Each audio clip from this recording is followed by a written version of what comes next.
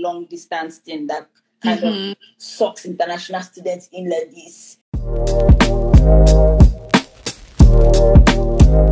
When we're talking about our painful experiences and how we got through them. So tell a friend, come in, we're having some honest conversations about what dating as an international student has been like. So let me go ahead and add Abby, and then we can continue. Hey, we are back. Hi.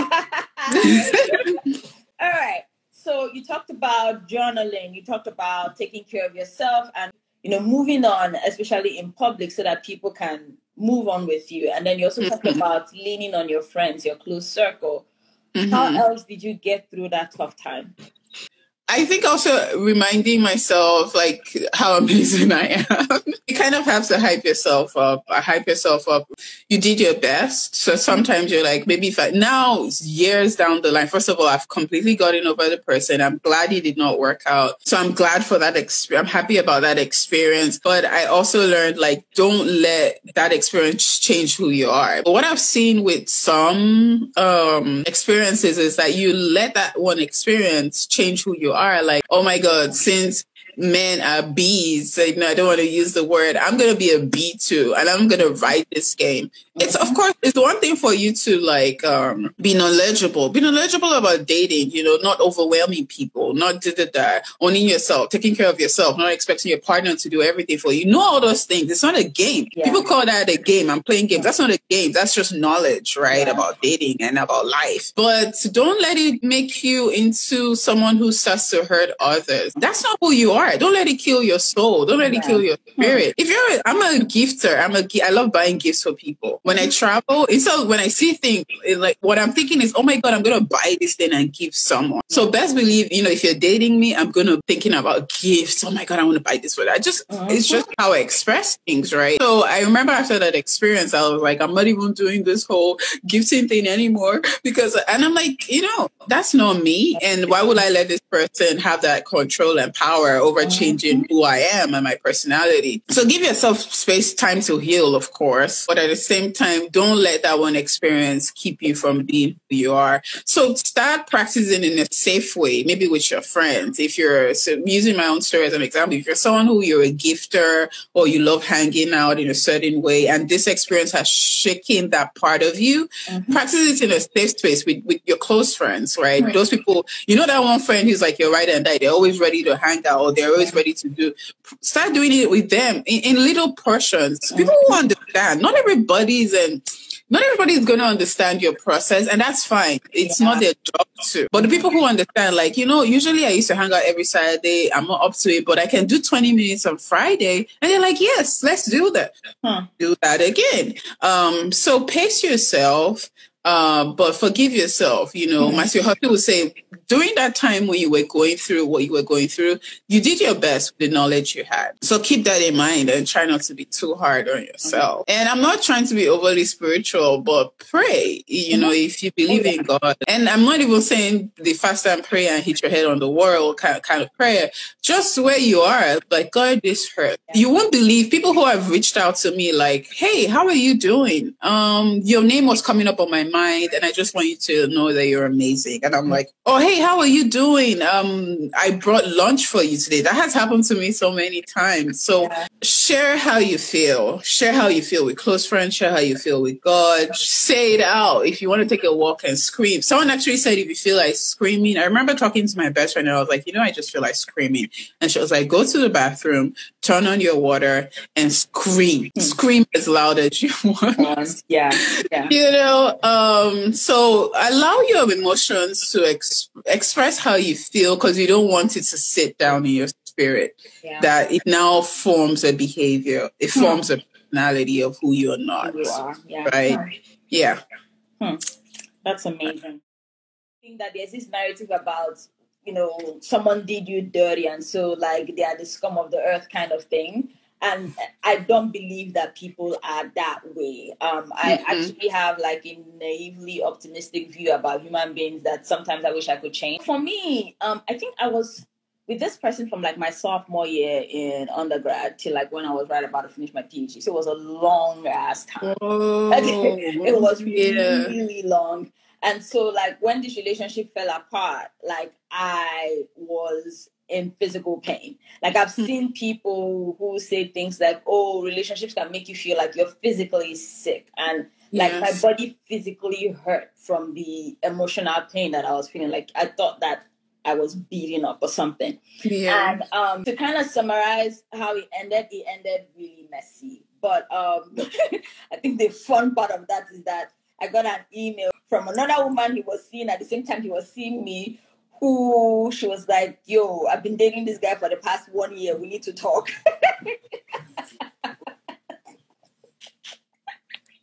and okay, no. That opened up like a can of other things that had been going on that I had no idea about. And it's one thing for you to be with somebody for a long time. It's another thing for you to feel like, 5 to 6 years of your life didn't happen. Like it was just, like all in your head kind of thing. Because that's how I felt. And again, there were really great parts of the relationship, but the parts that sucked really sucked. And this was like right at the end of my dissertation, like right around that time, like I was a candidate. And so it's like I didn't have time to be sad. So I had to cry. Yeah, I had to cry through writing all those things because, oh my goodness, like I had to graduate. I had to find a job. Like, well, anybody got time for all of this? And so there was this process of just grieving and not having enough time to do it at the same time. And I completely relate to what you said about that crisis with God, because I felt like, okay, God, I prayed, like, I literally went through the years. I was like, you had 2010, you had 2011, you had 2012. Like, how in the world did we get to this point for all this to happen? And so that was hard. It was also hard that this person was a Christian, in quotes, because you expect things like this to happen with people who you feel like they don't have those values that you share, those faith values. And so that in itself was also hard. And then there was just the questions, the not knowing what to tell people, and, the struggles in itself. So what helped? Really taking time to grieve. And that happened really when I got my current job, and I moved into this college town that I knew absolutely nobody. And yes. So I really took that. It was like my one time to like, okay, let me process the mess that has happened the past year and a half. And that was good. And it literally was like a reintroduction into my relationship with God, because I felt for a long time like I couldn't pray about certain aspects of my life. It was almost like, yes, thank you for waking me up. Thank you that I did not die today. Good night, Jesus. Yeah. Yes. That was literally all I could say for like a while. Yeah. And then there was also, friends and family. And it was a few friends, because there was also the shame, because when you've been with someone that long and you have propped them up to look like this person who is it. And so it was trying to like, okay, that embarrassment of all the things I said was not quite what it was. So I believed it when I said it. It didn't turn out that way. The irony of it is, as much as I didn't want to tell my parents about what was going on, I think it was also the embarrassment and the shame and all that. In retrospect, I wish I did. I still remember, and I shared this on my page, and I think that was why you reached out to me that time when I shared the conversation I had with my dad. And, he was asking me questions, and it's like one of the telltale signs of that you're in a nonsense relationship is when you can't answer questions that people are asking you. Just know that if you're out there stammering, you can't connect your words together, the thing is not making sense in your head, it's clearly not making sense in reality. So he was asking me some very basic questions about what I was doing with this person and what was going on, and I could not say it. And it was like, okay, he knows his child is quite smart, so this one that her words are not forming right, it's like, what's going on? And then he made this statement that I thought, like, literally, I felt like scales fell off my eyes. He was like, you cannot make somebody choose you. They either do or they don't. Yes. And it was almost like light bulb, siren, everything just kind of went off in my head. And it was crystal clear that I'm struggling like this with this person at this point. And by the way, when this whole mess blew up, the person was trying to apologize and beg. I had to choose myself. And I had Yeah. to forgive myself, and literally forgive myself for everything that I thought that I did wrong. I had to forgive this person too. And not the fake kind of forgiving, like literally from my heart, release them and wish them well. That if I see a picture, if I hear something, or if their name somehow filters into my atmosphere, like I don't have this knot in my chest or this anger, or I'm not cursing them under my breath. Like I literally had to forgive them, and there was a freedom that came with that. And I also had to accept that the world or God did not owe me some special prize for going through this. And that's another thing. It's like if you like, oh, because I went through it, one hot mess like this, I have to marry, or I have to end up with somebody that will pepper them very well. That mindset. Yeah. That mindset, you also have to, like, you have to literally Toxic. let go of all those nonsense. Preach. Yeah. Like everything. Nobody. It's like entitlement Christianity or something. No because I've suffered. Exactly. Then, like this was just something that did not work out well. You have grown. You have learned. Move on. Move on and be good. Move on and be good to the world. And I think that in addition to all of this, it humbled me.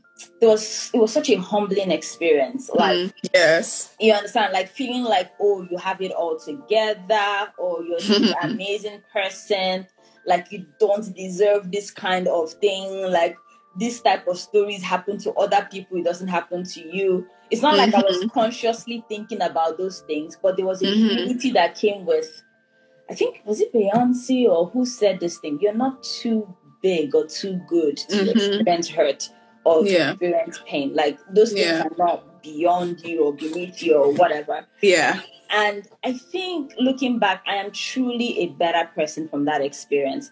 It hurt like hell, Abby. It literally hurt like hell. Like I cried through some chapters, like literally just typing and like just typing that sensation. I cried. It hurt, but I'm grateful. I feel like I am a better woman because of that, and I would not change anything that happened.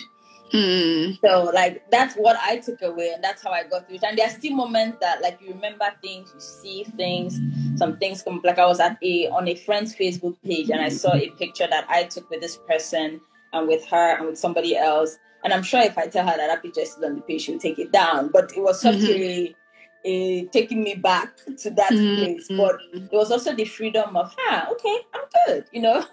You know, when you wake up one day and the person you think you have been loving since your Unilag days or your Unibend days or Uniport days has married and did not tell you. You woke up and you scroll through and saw the picture. You know? And it really sucks to go through that alone.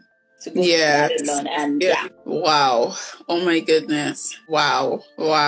I like what you said. When I hear this statement, I would not change anything. When people tell their story and they say I would not change anything, I think that's when damn, growth has happened. You know, because it means you've really let the past go. You've really learned. It doesn't mean it doesn't hurt anymore. And, I don't know why I keep thinking about this, but a part of me is beginning to be so passionate about helping those of us that are Christians. I won't say balance, but give us a perspective. There are perspectives that I feel like breed toxicity. And I'm not trying to preach, but, it's like, when you choose a certain date, you want things to happen a certain way. And I think one thing that didn't allow me to shake off my experience was because, but I'm a Christian, but I prayed. So why would that happen? And when you start to unlearn some of these things, God never says that things won't happen to you, or, he promises that he will be with you and he will guide you. But sometimes we make mistakes. And even in that, he's always there. It doesn't mean we should be open to messing up, but, what you said about, just that you're not overly special. Yes, we are unique and all of that, but things can happen to you. And I've been learning all of that being in the US. Like, it just gives you a different perspective of the world. Like, take plenty sits. Take plenty sits. Humble yourself down.